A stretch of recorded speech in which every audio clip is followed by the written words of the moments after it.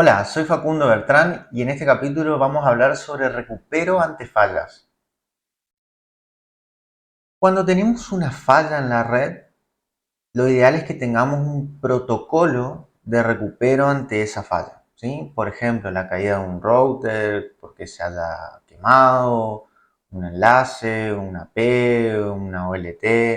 Tenemos que tener alguna metodología de recupero ante esa catástrofe, digamos, dentro de la red. A mí me gusta dividirlo en tres partes a eso. Primero y principal, tenemos que tener hardware de backup. He pasado por muchos ISPs que no cuentan con hardware de backup. Hay que tener siempre hardware de backup porque no sabemos cuándo se puede fallar algo por un pico de tensión, porque el equipo ya está viejo o por lo que sea. Acá entra un poco a jugar lo del estándar también, porque yo para poder hacer más fácil este mundo de tener un hardware de backup, busco estandarizar los equipos que se utilizan. Por ejemplo, tratemos de usar todos 2116 en lo posible, ¿sí? Entonces, si tenemos que tener equipo de backup, tenemos un 2116. ¿Sí? Si la red tiene que escalar más y tratemos de usar todos 2216, ¿sí?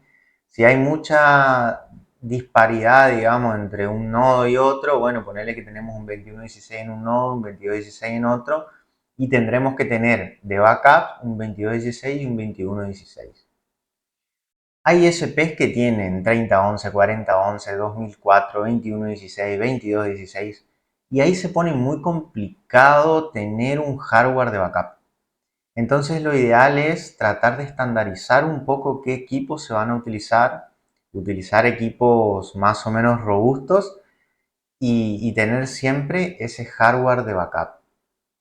Muchas veces el ISP juega con fuego porque compramos una OLT y si bien podemos comprar una buena OLT, no sabemos en qué momento eso puede fallar. Por ahí lo que yo suelo remarcarle a algunos es júntense con su colega de la zona o de la misma localidad, aunque sean competencia, pero compren entre los dos, traten de hacer ese proceso de estandarización de equipamiento y compren entre los dos un 2216, que quede en el stock de los dos, digamos. Entonces, si alguno tiene una falla, puede recuperar rápidamente con ese hardware. Eso ayuda a no gastar solo, ¿sí? Un ISP solo en tanto equipo de backup, o sea, tener equipo por las dudas ocioso, digamos. Eso es un poco difícil muchas veces tener esta relación con colegas, ¿no? Pero bueno, es una buena metodología. Entonces, por un lado, tener equipo hardware de backup. Por otro lado, también tenemos que tener el backup de las configuraciones. Acá hay cosas que yo divido un poquito. Hay cosas que no son necesarias tener en backup y hay cosas que sí son necesarias tener el backup. De una OLT tenemos que tener el backup. De un router de borde, un router de acceso, tenemos que tener el backup. De un switch tenemos que tener el backup. Pero a nivel una P wireless, por ejemplo, o un enlace wireless, yo no estoy haciendo ningún tipo de backup de ese tipo de equipamientos.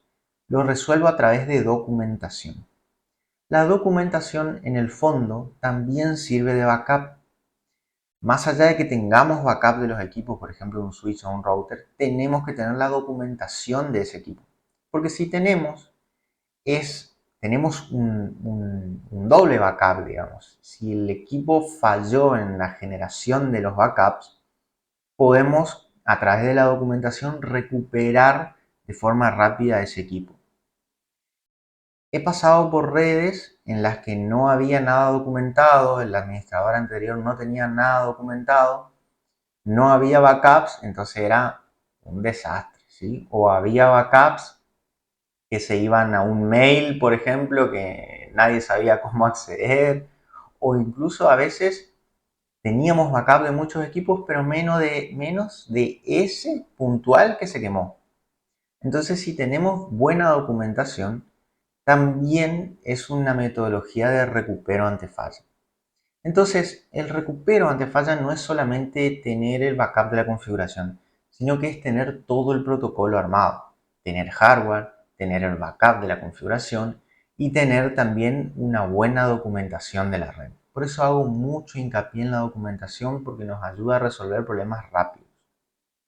Este protocolo de antifallas, digamos, que tengamos definido en el ISP, nos va a ayudar a reducir el downtime. Siempre voy a recalcar esto porque el downtime, o sea, el tiempo fuera de servicio de la red, es costo directo porque lo que va a pasar es que vamos a empezar a perder clientes si la red tiene un downtime alto. O sea, si la red vive caída y encima no tenemos la documentación, no tenemos los backups, no tenemos equipamiento de backup, el tiempo de recupero de un fallo es bastante crítico.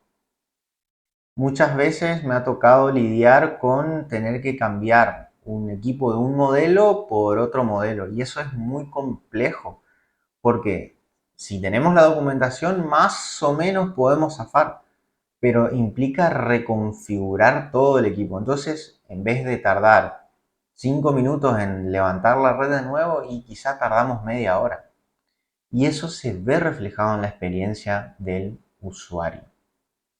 Entonces, es importante que sigamos una línea de cosas a tener en cuenta para este proceso de recupero ante fallo.